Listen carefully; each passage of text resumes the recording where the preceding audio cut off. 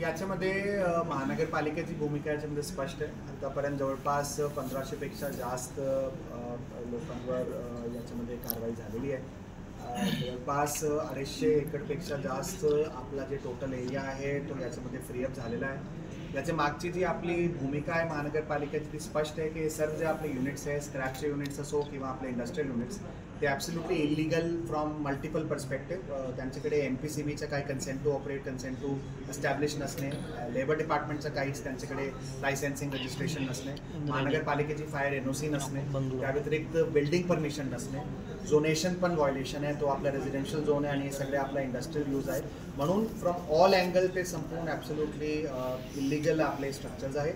म्हणून महानगरपालिकेने त्याच्यामध्ये कारवाई केली आणि दरवर्षी जवळपास 10 ते 15 आगी या ठिकाणी लागतात। त्याच्यामुळे धूरचा प्रॉब्लेम राहतोय, पोल्युशनचा प्रॉब्लेम राहतोय।